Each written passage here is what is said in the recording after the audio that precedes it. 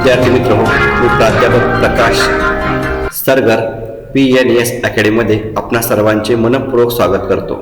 आपण इयत्ता 12वी भूगोल विषयाच्या बोर्ड प्रश्नपत्रिका व त्यांची उत्तरे बघत आहोत।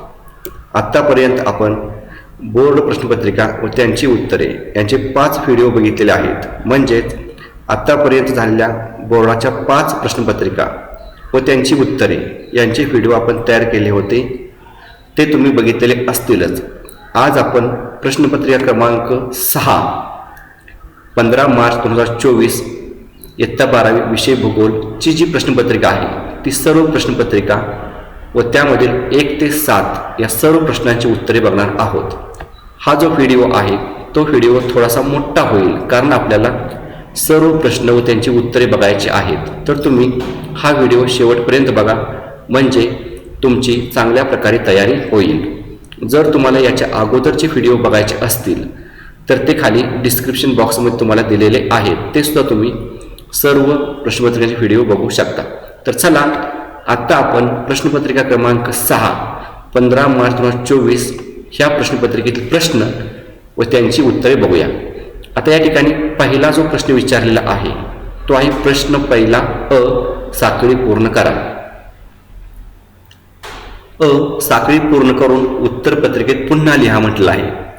यामध्ये अ गट, ब गट आणि क गट। आता ही साखळी कशी सोडवायची आपल्याला माहिती असेलच। अ गटातील ब गटाशी जोडायचं आहे, ब गटातील क गटाशी जोडायचं आहे। जर अ ब क तिन्ही एकत्र बरोबर आली तर तुम्हाला 1 पैकी 1 मार्क्स मिळणार आहे। उदाहरण आपण बघूया। पहिला प्रश्न आहे ग्राहकोपयोगी वस्तू। ग्राहकोपयोगी वस्तू ब गटातला आहे ग, थेट वापरासाठी तयार। क गटातला आहे म, औषधी वनस्पती। आता तुम्हाला अ गटातील, ब गटातील आणि क गटातील हे तिन्ही बरोबर आहेत, म्हणून याला 1 पैकी 1 मार्क्स मिळणार आहे। जर अ गटाचा ब गटाशी बरोबर आहे, ब गटाचा क गटाशी चुकलेला आहे, अर्धा बरोबर आहे म्हणून अर्धा मार्क्स मिळत नाही, पूर्ण मार्क्स जातो। ज्यावेळेस तिन्ही बरोबर येतील त्यावेळेस 1 मार्क्स मिळतो, हे लक्षात ठेवा। तर ठीक आहे, पहिल्याचं उत्तर आपण बघितलं आहे। क्रमांक 2 आहे पनामा कालवा। आता आपण थोडीशी गडबडीत उत्तर बघणार आहोत, कारण व्हिडिओ हा खूप मोठा होतो। तर बघा, क्रमांक 2 आहे पनामा कालवा। उत्तर आहे अटलांटिक महासागर, पॅसिफिक महासागर। क्रमांक 3 मैदानी, सुपीक प्रदेश, शेती व्यवसाय विकास। क्रमांक 4 अन्न साखळी, ब मधला परिसंस्था आणि क मधला परिस्थितिकीय संतुलन। क्रमांक 5 स्थलांतर, ब मधील अल्पकालीन आहे आणि क गटातील दीर्घकालीन आहे। आता ही साखळी आपली पूर्ण झाली आहे। बोर्डाला तुम्ही अशाच पद्धती साखळी लिहायची आहे। वरीलप्रमाणे आखून साखळी लिहावी याची गरज नाही, खालीलप्रमाणे तुम्ही साखळी फक्त लिहा। प्रश्न दुसरा ब आहे, म्हणजे प्रश्न पहिल्यातला ब, बरोबर की चूक ते लिहा। ग्रामीण भागातील भूमी उपयोजन हे नागरी भागातील भूमी उपयोजनापेक्षा वेगळे असते, हे बरोबर आहे। विस्तृत व्यापारी धान्य शेतीचा आकार लहान असतो, चूक। क्रमांक 3 लोह पोलाद उद्योग खनिजावर आधारित असतात, बरोबर। द्विराष्ट्रीय बहुराष्ट्रीय व्यापार हा आंतरराष्ट्रीय व्यापाराचा प्रमुख प्रकार आहे, बरोबर। अलीकडे नकाशे GIS च्या प्रणालीच्या आधारे तयार करतात, बरोबर। हा प्रश्न पहिल्यातला ब झाला 5 गुणांचा। प्रश्न पहिला अ मधला क आहे, अचूक पर्याय किंवा घटक निवडा व विधाने पुन्हा लिहा। क्रमांक 1 आहे स्थलांतराचे कारण, पुढं डॉट डॉट दिलेले आहेत आणि खाली 4 पर्याय आहेत। आता ह्या 4 पर्यायातला बरोबर पर्याय निवडून आपल्याला विधान पुन्हा लिहायचं आहे। बघा, क्रमांक 1 उत्तर स्थलांतराचे कारण डॅश करून नैसर्गिक आपत्ती, नैसर्गिक आपत्ती याचं उत्तर आहे। क्रमांक 2 व्यापारी तत्वावरील लाकूडतोड। आता मी काही पर्याय वाचत नाही, डायरेक्ट उत्तर सांगतो। व्यापारी तत्वावर लाकूडतोड उत्तर आहे अ समशीतोष्ण सूचीपर्णी वनी, समशीतोष्ण सूचीपर्णी वनी याचं उत्तर आहे। क्रमांक 3 कृषीवर आधारित उद्योग ओळखा, याचं उत्तर कृषीवर आधारित उद्योग ओळखा साखर उद्योग, हा जो ब आकडा आहे साखर उद्योग हे बरोबर उत्तर आहे. क्रमांक 4 कार्यात्मक प्रदेश, याचं उत्तर ब दूरदर्शन प्रसारण केंद्राचे क्षेत्र. दूरदर्शन प्रसारण केंद्राचे क्षेत्र याचं उत्तर आहे. क्रमांक 5 ज्यामध्ये 17 खंडांचा समावेश आहे असा भूगोल विषयाच्या माहितीचा ज्ञानकोश. याचं उत्तर आहे अ जिओग्राफिका. हे अपर्यायाचं उत्तर बरोबर आहे. आता यानंतर प्रश्न पहिल्यामधला ड आहे.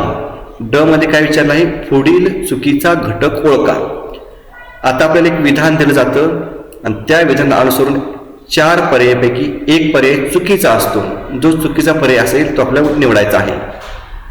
अक्षांशाशी थेट संबंध नसलेला प्राथमिक व्यवसाय, याचं उत्तर आहे चुकीचा घटक खाणकाम. क्रमांक 2 खनिजावर आधारित उद्योग, याचं उत्तर आहे चुकीचा घटक लोकरीचे कापड निर्मिती उद्योग हा चुकीचा घटक आहे. क्रमांक 3 प्रदेशाची वैशिष्ट्ये, याचं उत्तर क राजकीय पक्ष हा पर्यायाचा चुकीचा आहे. 4 भूगोल अभ्यासकाची कौशल्य ओळखा, याचा पर्याय बघा व वनसंवर्धन हा पर्यायाचा बरोबर आहे. 5 प्राकृतिक भूगोलाच्या शाखा, याचं उत्तर लोकसंख्या भूगोल. अशा पद्धतीने आपण प्रश्न क्रमांक 1 मधला अ ब क ड हे 4ही पर्यायी प्रश्न बघितले आहेत. यानंतर आपल्याला प्रश्न क्रमांक 2 खालील विधानांची भौगोलिक कारणे लिहा. कोणतेही 4 सोडवायचे आहेत. मार्क्स आहेत 12. म्हणजे आपल्याला भौगोलिक कारणे 1 लिहिण्यासाठी 3 मार्क्स आहेत. 3 मार्क्स आणि 4 प्रश्न, 3 चौक 12 असे 12 गुण आहेत. एकूण तुम्हाला दिले जातात 6 पैकी तुम्ही 4 सोडवायचे. आपण या ठिकाणी तुम्हाला 6 ही प्रश्नांची उत्तरे देणार आहोत. बघा आता यामध्ये पहिला जो प्रश्न आहे तो आहे लोकसंख्या वितरण असमान असते. आता याचं उत्तर बघा लोकसंख्या वितरण असमान असते कारण उत्तर लिहिताना एकाखाली एक मुद्दे लिहायचे आहेत आणि मुद्दे टाकूनच उत्तर लिहायचं, तरच मार्क्स मग 3 पैकी 3 मिळतात. पर्याय 1 लोकसंख्या वितरणावर अनेक भौगोलिक व मानवी घटकांचा परिणाम होत असतो. यामध्ये भूरूपे, हवामान, मृदा, पाण्याची उपलब्धता इत्यादी भौगोलिक घटकांचा समावेश होतो. ज्या प्रदेशात प्राकृतिक घटक अनुकूल आहेत त्या प्रदेशात लोकसंख्या दाट आढळते, तर ज्या प्रदेशात प्राकृतिक घटक प्रतिकूल आहेत त्या प्रदेशात लोकसंख्या विरळ आढळते. क्रमांक 3 किनारपट्टीचे प्रदेश, सुपीक मैदाने, योग्य हवामान अशा प्रदेशात लोकसंख्या दाट आढळून येते. 4 तीव्र उताराचे पर्वत, अतिशीत, अतिउष्ण वाळवंटी, दलदल, बर्फाच्छादित प्रदेश अशा ठिकाणी मानवासाठी प्रतिकूल घटक असल्याने लोकसंख्या विरळ किंवा कमी आढळून येते इत्यादी. यानंतर क्रमांक 2चा प्रश्न आहे लोकसंख्येतील साक्षरतेचे प्रमाण हे देशाच्या आर्थिक व सामाजिक विकासाचे द्योतक आहे. याचं उत्तर बघा क्रमांक 1 ज्या व्यक्तीस लिहिता वाचता येते व गणितीय प्रक्रिया करता येतात त्या व्यक्तीस साक्षर असे म्हणतात. जसे साक्षरतेचे प्रमाण वाढत जाते तसे लोकांचा राहणीमानाचा दर्जा सुधारतो, स्त्रियांना समाजात चांगला दर्जा प्राप्त होतो.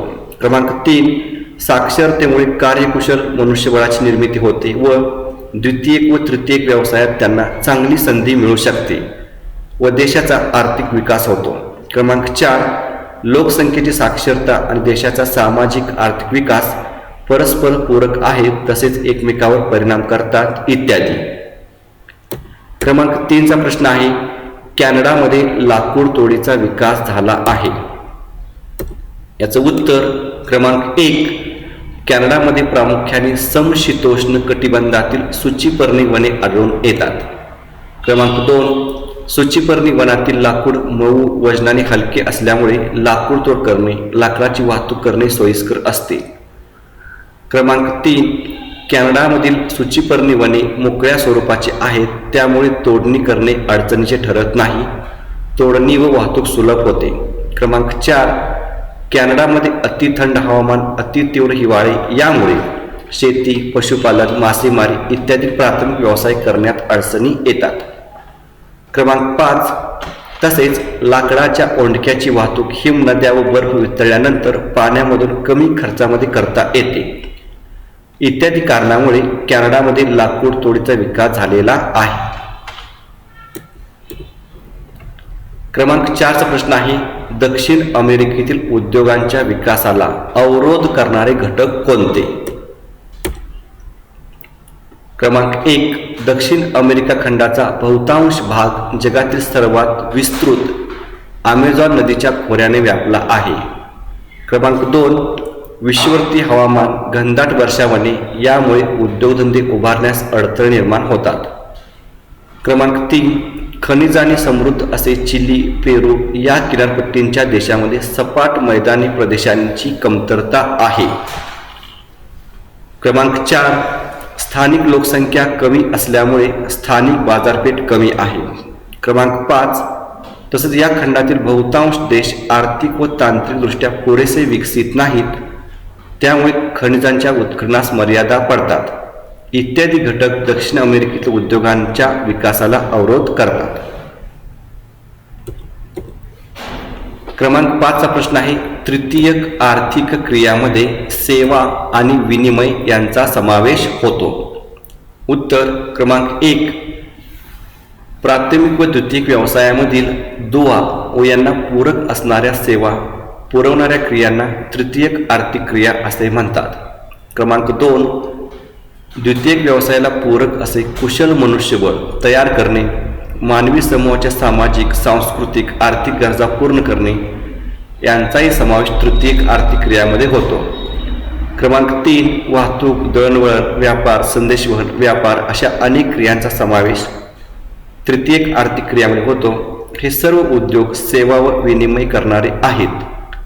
इत्यादी कारणामुळे तृतीयक आर्थिक क्रियामध्ये सेवा आणि विनिमय यांचा समावेश होतो.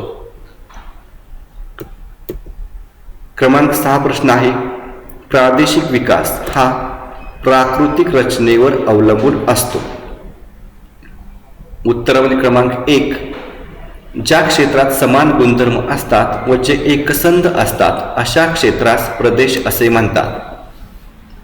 प्रदेशातील नैसर्गिक व मानवी संसाधनाचा योग्य उपयोग करून दरडोई उत्पन्न वाढवणे व जीवनमान उंचावणे यांचा समावेश प्रादेशिक विकासामध्ये होतो.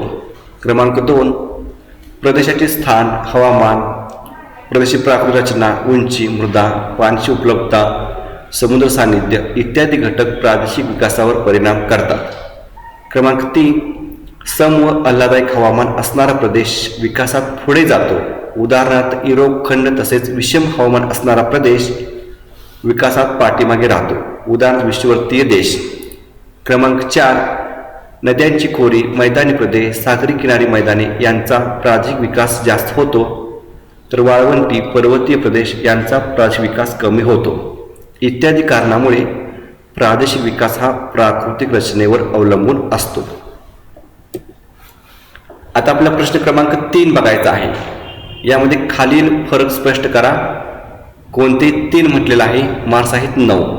म्हणजे एक फरक स्पष्ट करण्यासाठी आपल्याला 3 मार्क्स आहेत. 3 प्रश्न आणि 3 गुण, 3 त्रिक 9 असे 9 मार्क्स आहेत.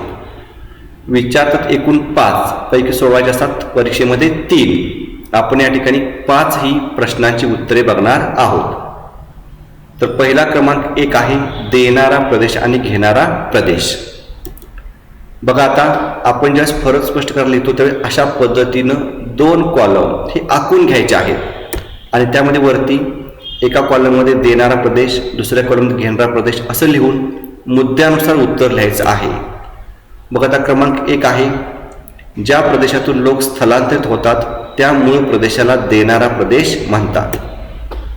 ज्या प्रदेशामध्ये लोक स्थलांतरित होतात त्या प्रदेशाला घेणारा प्रदेश म्हणतात. क्रमांक 2, ज्या प्रदेशातून लोक स्थलांतरित होतात त्या अपकर्षक घटकांची संख्या जास्त असते. ज्या प्रदेशामध्ये लोक स्थलांतरित होतात त्या प्रदेशात आकर्षक घटकांची संख्या जास्त असते. देणाऱ्या प्रदेशामधील लोकसंख्या कमी होते, घेणाऱ्या प्रदेशामध्ये लोकसंख्या वाढते. देणाऱ्या प्रदेशामध्ये पुरुषांचे स्थलांतर जास्त झाल्याने दर हजारी लिंग गुणोत्तर वाढते. घेणाऱ्या प्रदेशामध्ये पुरुषांचे स्थलांतर जास्त होते, स्त्रियांचे स्थलांतर होत नाही, त्यामुळे लिंग गुणोत्तर कमी होते. देणाऱ्या प्रदेशामधून लोकांचे स्थलांतर झाल्यामुळे शेती, उद्योग यांना मजूर पुरवठा कमी पडतो. घेणाऱ्या प्रदेशामध्ये स्थलांतरितांची संख्या जास्त झाल्यास बेकारी वाढते, मजुरांचा आर्थिक शोषण होते. क्रमांक 2चा प्रश्न आहे केंद्रित वस्ती आणि विखुरलेली वस्ती.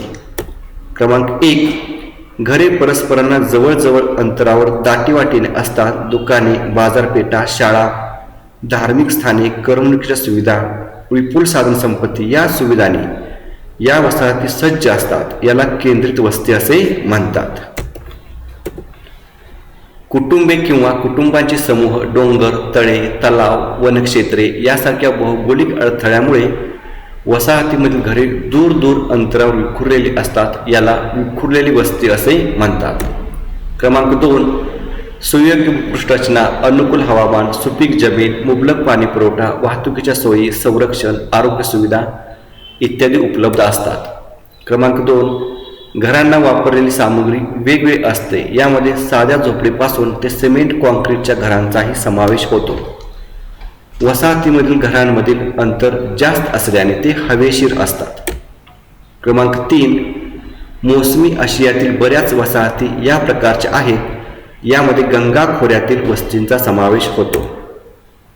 क्रमांक 3, भारतात आसाम, जम्मू काश्मीर, राजस्थान व महाराष्ट्रातील सह्याद्रीच्या उतारावर विखुरलेल्या वसाहती आढळतात.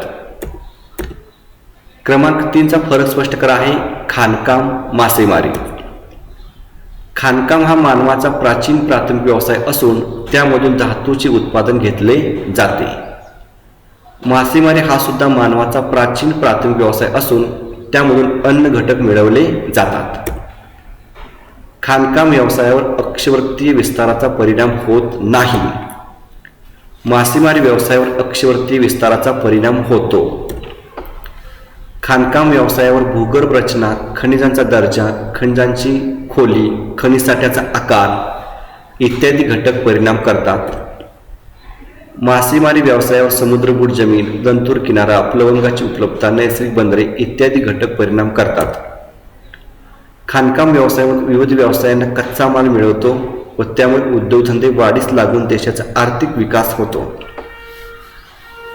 मासेमारी व्यवसायामुळे वाढत्या लोकसंख्येची अन्नाची गरज पूर्ण केली जाते व काही शिल्लक माशांची निर्यात केली जाते. क्रमांक 4चा फरक स्पष्ट करा आहे जलवाहतूक व हवाई वाहतूक.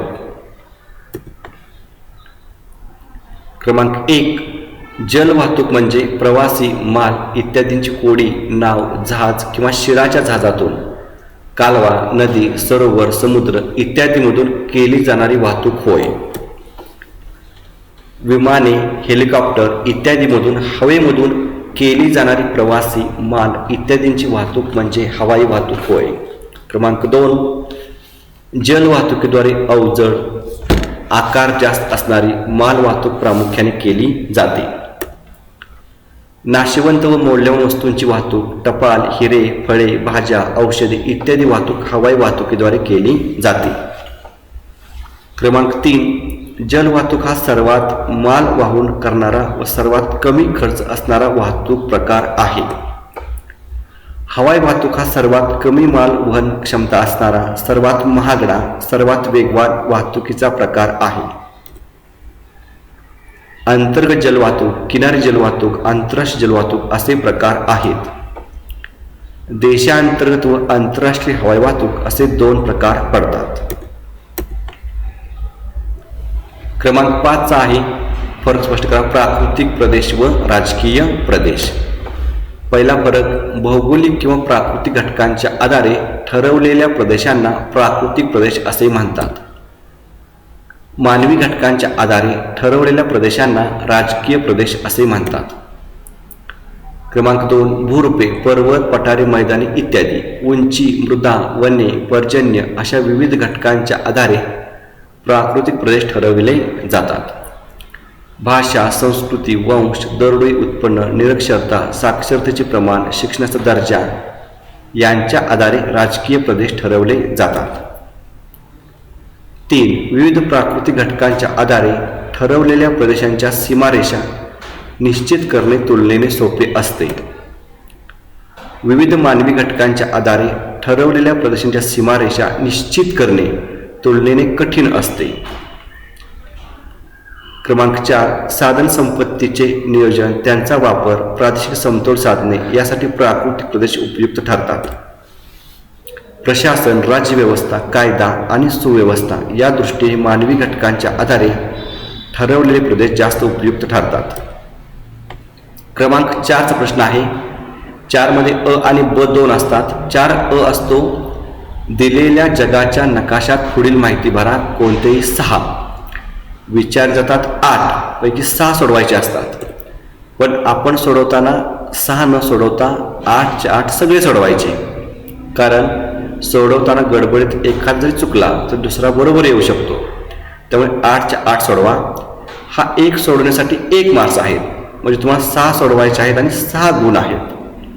मग आता बघा, सोडवताना तुम्हाला जो नकाशा दिला जाईल त्यामध्ये तुम्ही इंडेक्स सूचीही काढायची आहे आणि नकाशामध्ये माहिती दाखवायची आहे. दोन्ही जर बरोबर असतील तरच 1 पैकी 1 मार्क्स मिळतो. यामध्ये 1 जरी चुकलं तरी मार्क्स मिळत नाही. चला आता आपण बघितले. पहिला प्रश्न आहे, ऑस्ट्रेलियातील जास्त लोकसंख्येचा प्रदेश. आपण आता एक एक दाखवून घेऊया. क्रमांक 1 आहे ऑस्ट्रेलियातील जास्त लोकसंख्येचा प्रदेश. या ठिकाणी चिन्ह काढलं आहे, आपण या ठिकाणी दाखवून घेऊया. बघा, ऑस्ट्रेलियातील जास्त लोकसंख्येचा प्रदेश दाखवला आहे, बाण केलेला आहे. क्रमांक 1 लिहिलेला आहे ऑस्ट्रेलिया जास्त लोकसंख्येचा प्रदेश. जे आपण इंडेक्समध्ये सूचीमध्ये त्याचं चिन्ह, क्रमांक आणि नाव ह्या तिन्ही बाबी ह्या नकाशामध्ये आल्या पाहिजेत. क्रमांक 2, भारतातील सर्वाधिक लिंग गुणोत्तर असणारे राज्य केरळ. बघा, या ठिकाणी केरळ आहे, भारतातील सर्वाधिक लिंग गुणोत्तर असणारे राज्य केरळ. क्रमांक 3, डॉगर बँक मत्स्यक्षेत्र. इथं युरोप खंडामध्ये डॉगर बँक मत्स्यक्षेत्र आहे. मग या ठिकाणी डॉगर बँक मत्स्यक्षेत्र हे या ठिकाणी दाखवलेलं आहे. क्रमांक 4, दक्षिण आफ्रिकेतील एक औद्योगिक प्रदेश किंबर्ले. किंबर्ले हा जो आहे इथं दक्षिण आफ्रिकेमध्ये ह्या टोकावरती इथं किंबर्ले हा दाखवायचा आहे. बघा, क्रमांक 4 किंबर्ले. क्रमांक 5 आहे पंच महासरोवराजवळ औद्योगिक क्षेत्र. उत्तर अमेरिकनातील संयुक्त संस्थान या देशामध्ये इथं हा प्रदेश आढळून येतो. बघा, असा प्रदेश दाखवायचा आहे, लिहायचा आहे पंच महासरोवराजवळ औद्योगिक क्षेत्र. क्रमांक 6 आहे सागरी वाहतुकीत क्रांतिकारक बदल करणारा कालवा सुएझ कालवा. या ठिकाणी हा तांबडा समुद्र आणि हा भूमध्य समुद्र ह्या दोन्हींना जोडणारा इथं इजिप्तमध्ये हा सुएझ कालवा आहे, तो या ठिकाणी आपल्याला दाखवायचा आहे. बघा, इथं तुम्हाला रेषांच्या साहाय्याने 2 रेषांच्या साहाय्याने सुएझ कालवा दाखवला आहे. तो हा तांबडा समुद्र आणि हा भूमध्य समुद्र यांना जोडणारा इथं इजिप्त या देशामध्ये हा सुएझ कालवा आहे. क्रमांक 7, भारतातील एक आंतरराष्ट्रीय विमानतळ मुंबई. हे केरळच्या वर इथं मुंबई आपल्याला दाखवायचं आहे. बघा, या ठिकाणी मुंबई हे दाखवलेलं आहे. शेवटचा 8वा आहे पनामा सामुद्रधुनी. आता पनामा कालवा आणि पनामा सामुद्रधुनी हे दोन्ही एकाच ठिकाणी आहेत, इथं गोंधळ करून जायचं नाही. तर बघा, या ठिकाणी उत्तर अमेरिकखंड, दक्षिण अमेरिकखंड यांच्यामध्ये इथं या ठिकाणी हा पनामा कालवा व पनामा सामुद्रधुनी इथं आहे. बघा, या ठिकाणी दाखवले आहे. क्रमांक 8 पनामा सामुद्रधुनी. आता हा आपण नकाशावरती हा प्रश्न बघितला, ह्याचा सराव करताना प्रत्यक्ष नकाशावरती बघून करायचा आहे. तुम्ही जर या ठिकाणी फक्त बघून केला आणि परीक्षेत जर ह्यातला एखादा प्रश्न आला तर तो आठवत नाही कुठं दाखवायचं ते. म्हणून एक जगाचा आराखडा घ्यायचा, त्या ठिकाणी सगळे दाखवून एकदा बघायचे, सराव करायचा, मग हे चुकत नाहीत. ठीक आहे. पुढचा ब आहे दिलेल्या आलेखाचे वाचन करून त्यावरील प्रश्नांची उत्तरे लिहा. या ठिकाणी तुम्हाला एक आलेख दिलेला आहे आणि एकूण 5 प्रश्न दिले आहेत. ह्या 5 प्रश्नांची उत्तर आपल्याला बघायची आहेत. पहिला प्रश्न आहे कोणत्या देशाचा स्त्री प्रौढ साक्षरता दर खूप कमी आहे. बघा, इथं परत प्रश्न घेतले डबल, हेच प्रश्न पुढे घेतलेत आणि त्याची उत्तर दिली आहेत. आता इथं आकृती आणि प्रश्न वाचत नाही, डायरेक्ट उत्तर बघूया. पहिला प्रश्न आहे, कोणत्या देशाचा स्त्री प्रौढ साक्षरता दर खूप कमी आहे? याचं उत्तर दक्षिण आशिया. क्रमांक 2, दिलेल्या 3 प्रदेशात प्रौढ साक्षरता दर पुरुषांची टक्केवारी अधिक असण्याचे कारण काय असावे? याचं उत्तर आहे, 3ही प्रदेशात पुरुषसत्ताक पद्धती, पुरुषांचे वर्चस्व, पुरुषांचे स्थान इत्यादी. क्रमांक 3चा प्रश्न आहे, 2016 मधील प्रौढ साक्षरता दरात सहारा वाळवंटी प्रदेशात स्त्री पुरुष टक्केवारी कमी का आहे? याचं उत्तर शिक्षणविषयक जनजागृती नाही, मागासलेपण इत्यादी. क्रमांक 4चा प्रश्न आहे, आलेखातील स्त्री प्रौढ साक्षरता दराविषयी स्वमत लिहा. स्त्रियांना दुय्यम स्थान, स्त्रियांच्या आरोग्य निष्काळजीपणा इत्यादी. क्रमांक 5चा प्रश्न आहे, आलेखातील कोणता देश सामाजिकदृष्ट्या प्रगत असेल? याचं उत्तर आहे उत्तर आफ्रिका, पश्चिम आशिया. आता यानंतर बघा प्रश्न क्रमांक 5 आहे, खालीलपैकी संक्षिप्त टिपा लिहा. कोणत्याही 3, मार्क्स आहेत 12. 3 लिहायचे आहेत, मार्क्स 12 असल्यामुळे 1 टिप लिहिण्यासाठी 4 मार्क्स आहेत. 3 चौक 12. विचारतात 5 पैकी सोडवायच्या 3. पहिले आहे नागरी वस्त्यांचे कार्य आधारित प्रकार. आता एकेकाचं उत्तर आपण बघूया. पहिला प्रश्न आहे, नागरी वस्त्यांचे कार्य आधारित प्रकार. या ठिकाणी सुरुवातीला प्रस्तावना लिहायची आहे. नागरी वस्त्यांचे प्रमुख कार्य व्यापार हा आहे, परंतु काही नागरी वस्त्या विशिष्ट कार्यासाठी ओळखल्या जातात. त्यांची वेगवेगळी कार्य असतात. नागरी वस्त्यांची प्रमुख कार्य पुढीलप्रमाणे आहेत. नागरी वस्त्यांची कार्य मुद्दा लिहा. क्रमांक 1चं कार्य आहे प्रशासकीय नागरी वस्ती किंवा शहरे. याचं स्पष्टीकरण, प्रशासकीय सेवा पुरवणारी शहरे या गटात येतात. अशा नागरी वस्त्यांमध्ये प्रामुख्याने प्रशासकीय इमारती, मुख्य कार्यालय यांचा समावेश होतो. देशाच्या, राज्याच्या राजधानी, जिल्ह्याच्या ठिकाणे यांचा यामध्ये समावेश होतो. उदाहरणार्थ न्यूयॉर्क, लंडन, नवी दिल्ली, भोपाळ, सोलापूर, पुणे इत्यादी. क्रमांक 2चं शहर आहे छावणी, लष्करी नागरी वस्ती किंवा शहरे.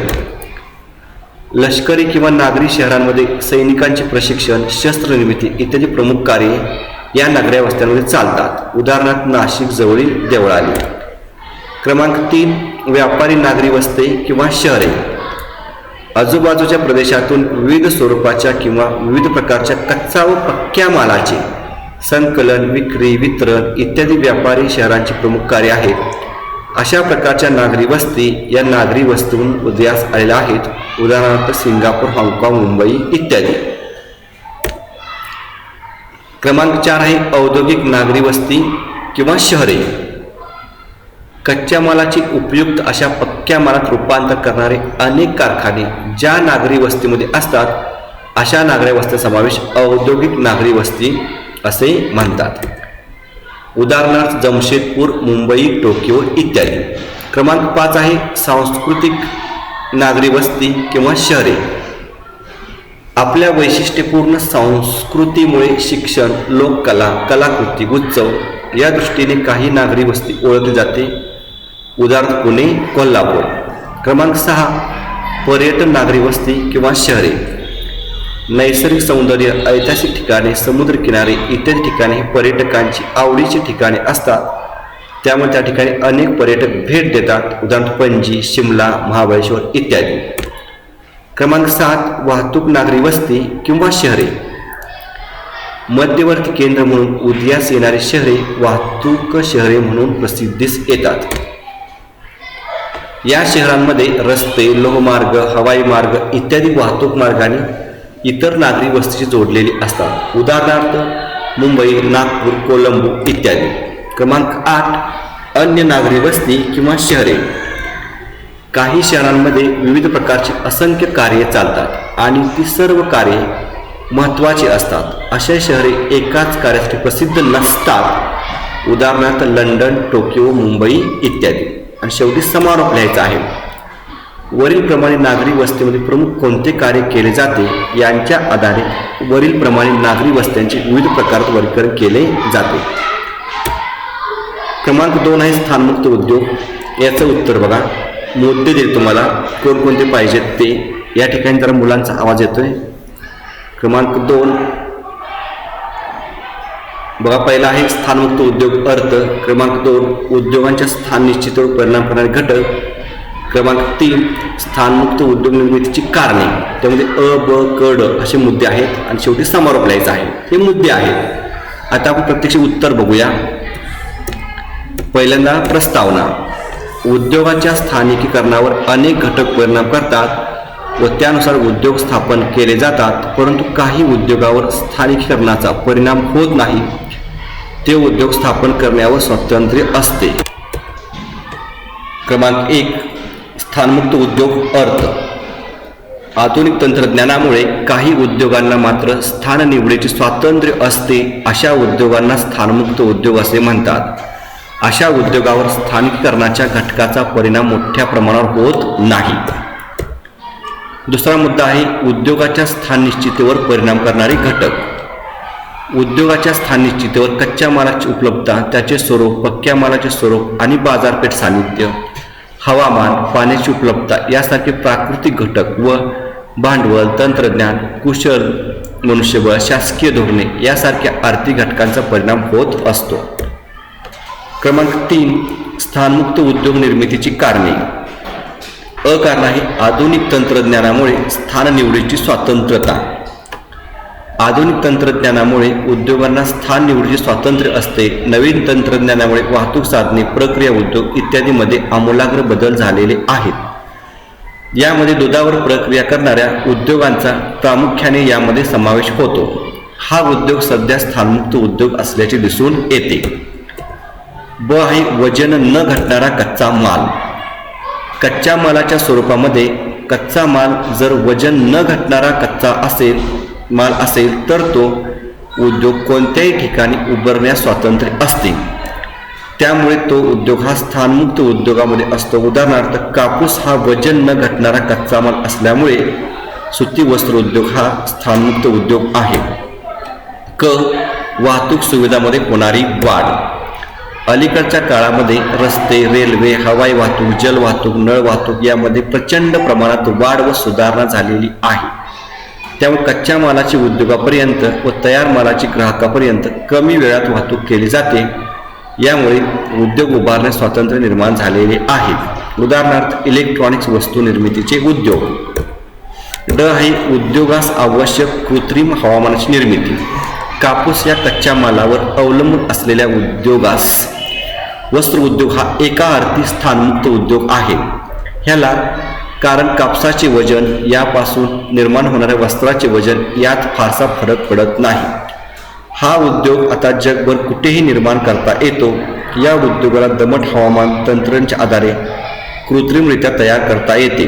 अशा प्रकारे यातून तयार होणारा पक्का माल हा खूप मूल्यवान किंवा आधुनिक तंत्राशी निगडीत असतो. आणि शेवटी समारोप लिहायचा आहे. वरीलप्रमाणे काही उद्योगावर स्थान निर्मितीकरणाच्या घटकांचा जास्त परिणाम होत नाही. असे उद्योग इच्छेनुसार कोणत्याही ठिकाणी उभारता येतात. 3 आहे. प्रश्न 3 आहे व्यापारातील वाहतुकीची भूमिका. मुद्दे. प्रस्तावना. क्रमांक 1 व्यापार अर्थ, वाहतूक अर्थ, व्यापार वाहतुकीची भूमिका. यामध्ये भूमार्ग, त्यामध्ये रस्ते, जलमार्ग, रेल्वे मार्ग, हवाई मार्ग, नळमार्ग इत्यादी. आता प्रत्यक्ष उत्तर बघूया. पहिल्यांदा लिहायचं आहे प्रस्तावना. व्यापार हा मानवाचा एक अत्यंत महत्त्वाचा असा तृतीयक व्यवसाय आहे. व्यापारामुळे वस्तूंची देवाणघेवाण होते आणि माणूस आपल्या दैनंदिन गरजा भागवत असतो. त्यामुळे व्यापाराची मानवी जीवनामध्ये खूपच महत्त्व आहे. व्यापारासाठी वाहतूक हा महत्त्वाचा घटक आहे. क्रमांक 1 व्यापार अर्थ. व्यापार म्हणजे 2 किंवा अधिक देशांमध्ये वस्तू आणि सेवांचे ऐच्छिक देवाणघेवाण होय. पूर्वी व्यापारामध्ये फक्त वस्तूंचा समावेश होत होता. सध्या यामध्ये सेवांचाही समावेश केला जात आहे. क्रमांक 2 वाहतूक अर्थ. वाहतूक ही सुविधा किंवा सेवा ज्याद्वारे माणूसही वस्तू आणि उत्पादित माल इत्यादी प्रत्यक्षपणे एका ठिकाणाहून दुसऱ्या ठिकाणी नेले जातात. कोणत्याही देशाच्या व्यापारामध्ये वाहतूक सुविधांचा प्रत्यक्ष व अप्रत्यक्ष संबंध असतो. क्रमांक 3 व्यापारातील वाहतुकीची भूमिका.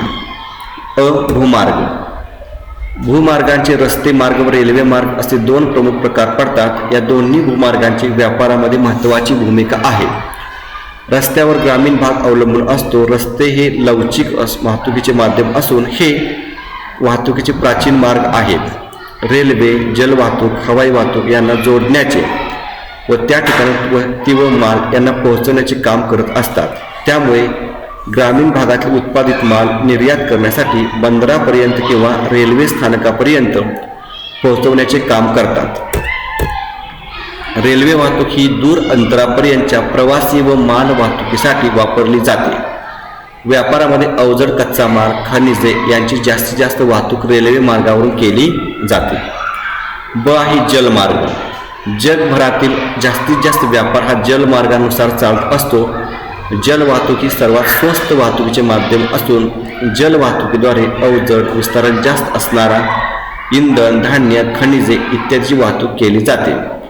व्यापारासाठी महासागर, समुद्र, तलाव, कालवे यांचा वापर जलवाहतुकीसाठी केला जातो. त्यामुळे किनारी भागामध्ये अनेक मोठ्या शहरांची निर्मिती झालेली आहे. क हवाई मार्ग. हवा या माध्यमातून किंवा विना अडथळा विमान, हेलिकॉप्टर, रॉकेट यामधून हवाई वाहतूक केली जाते. हवाई वाहतूक ही सर्वात वेगवान वाहतुकीचा प्रकार आहे. त्यामुळे हवाई वाहतूक मौल्यवान वस्तू, दागिने, औषधे, नाशवंत फळे, भाजीपाला यांची वाहतूक व्यापार केला जातो. नैसर्गिक आपत्ती वेळेस हवाई वाहतुकीद्वारे मदत पोहोचवता येते. महापूर, भूकंप या आपत्तीवेळी प्रामुख्याने हवाई वाहतुकीचा सर्वात जास्त फायदा होतो.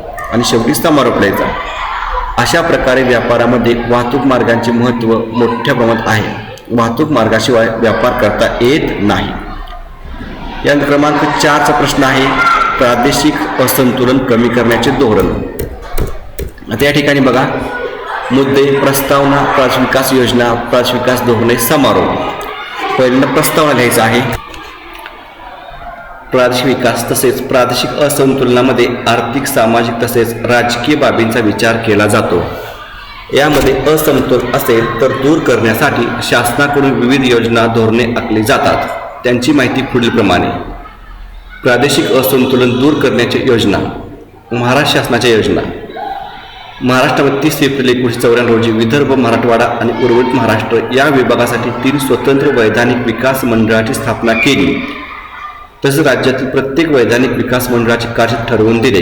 महाराष्ट्राच्या राज्यपालांनी सर्वप्रथम दिनांक 25 जून 1994ला वैधानिक विकास मंडळे गठीत केली व प्रत्येक 7 सदस्य नेमले. भारत सरकारच्या योजना. भारत सरकार प्रादेशिक असमतोल दूर करण्यासाठी प्रदेशासाठी मोठे उद्योग स्थापण्याचा प्रयत्न करते, कारण त्यामुळे या क्षेत्रात रोजगार उपलब्ध होईल, उत्पन्न वाढेल व त्यामुळे प्रदेशाचा विकास जास्त प्रमाणात होईल. यामध्ये प्रामुख्याने ईशान्येकडील राज्यासाठी विशेष निधीची तरतूद केली जाते. प्रादेशिक असमतोल दूर करण्याची धोरणे किंवा कार्यपद्धती. क्रमांक 1. सर्वप्रथम कमी विकसित असणाऱ्या प्रदेशाचा शोध घेतला जातो. यासाठी निकष निश्चित केले जातात. तो प्रदेश अविकसित राहण्याच्या कारणांचा शोध घेतला जातो व अशा प्रदेशांचा विकास व्हावा यासाठी निधीची तरतूद केली जाते. क्रमांक 2. कमी विकसित विभागामध्ये पायाभूत सुविधांमध्ये सुधारणा करण्यासाठी तातडीच्या निधीची तरतूद केली जाते. यामध्ये शाळा, रस्ते, सिंचन योजना, उद्योगधंदे, गृहबांधणी, आरोग्य इत्यादींचा समावेश होतो. क्रमांक 3. आदिवासी प्रदेश, पर्वतीय प्रदेश, दुष्काळी किंवा अवर्षणग्रस्त प्रदेश, नैसर्गिक आपत्तीने त्रस्त प्रदेश यासारख्या प्रदेशामध्ये विशेष अनुदान निधी मंजूर करणे या बाबींचा समावेश होतो. क्रमांक 4. सार्वजनिक आणि पायाभूत सेवा सुविधा पुरवणाऱ्या दृष्टीने विशेष कार्यक्रम ठरवणे. संपूर्ण प्रदेश, राज्य, जिल्हा तसेच तालुका स्तर, ग्रामीण भाग यांचा विकास होईल या दृष्टीने उद्योगांच्या विकेंद्रीकरण केले जाते. निधीची तरतूद केली जाते. समारोप. वरीलप्रमाणे प्रादेशिक असमतोल दूर करण्यासाठी विविध धोरणे, कार्यक्रम आखले जातात. त्यामधून प्रादेशिक असमतोल साधण्याचा प्रयत्न केला जातो.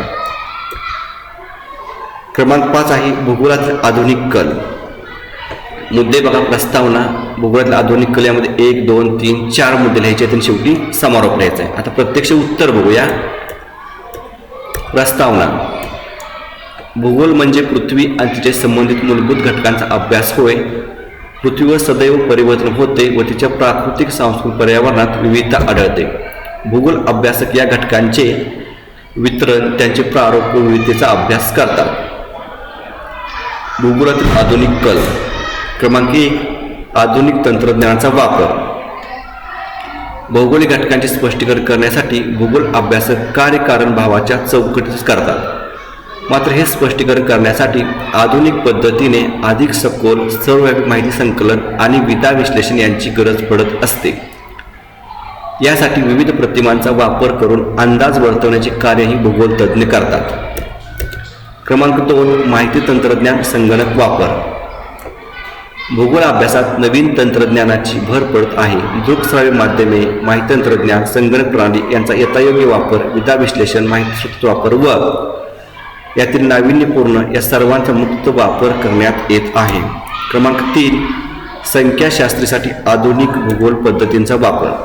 भूगोल अभ्यासात भूगोल माहिती प्रणाली GIS, GPS या आधुनिक पद्धतींचा वापर करून विधा संकलन, विधा विश्लेषण, निष्कर्ष काढणे इत्यादी कृती केल्या जात आहेत। यामुळे भूगोल अभ्यासकाला सध्या संगणकाचे ज्ञान असणे आता खूप गरजेचे झाले आहे। क्रमांक 4 भूगोल अभ्यासकांच्या अनेक नोकरीची व रोजगाराची संधी।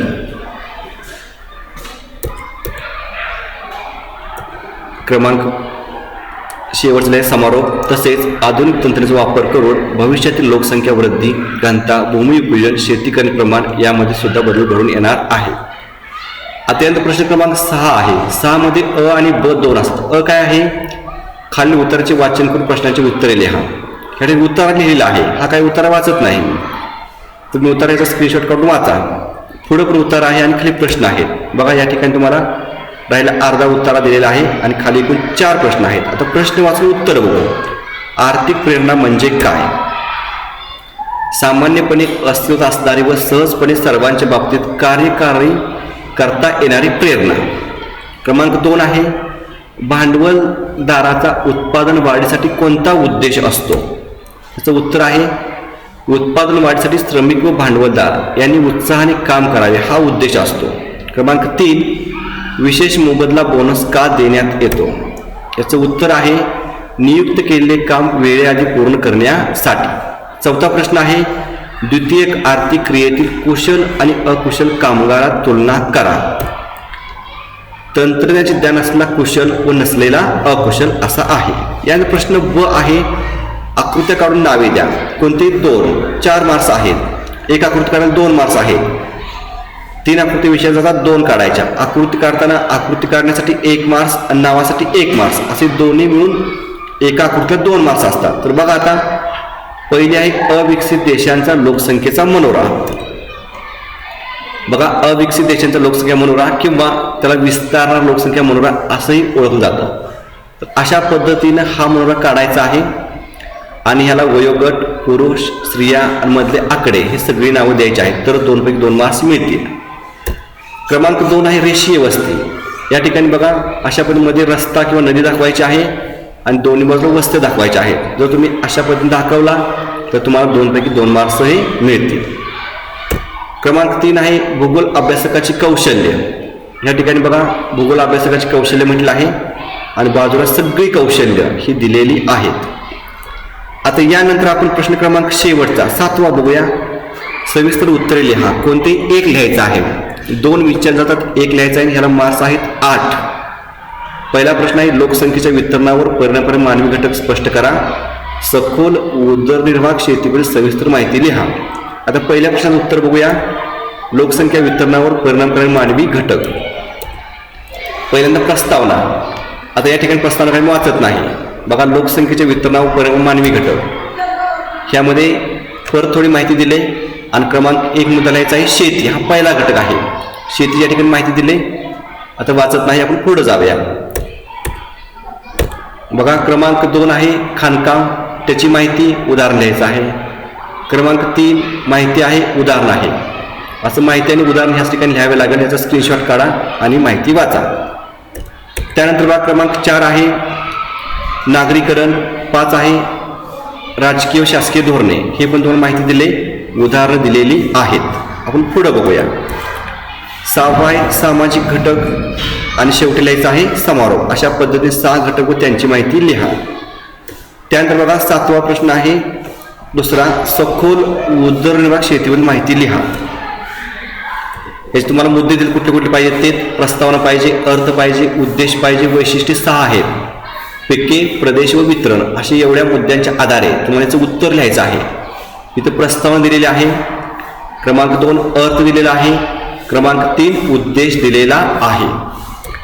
क्रमांक 4 वैशिष्ट्ये. त्यामध्ये अ बघा, शेतीचा खूप लहान आकार. ब जमीन सखोल लागवड. क उदरनिर्वाह स्वरूप. ड स्थायी शेती. परत ही बघा पुढं प्रति हेक्टर जास्त पडून दरडोई कमी उत्पादन. मानवी स्रोत प्राण्यांचा वापर. परत 5 नंबरला पिके दिलेत. 6 नंबर प्रदेश वितरण दिलंय.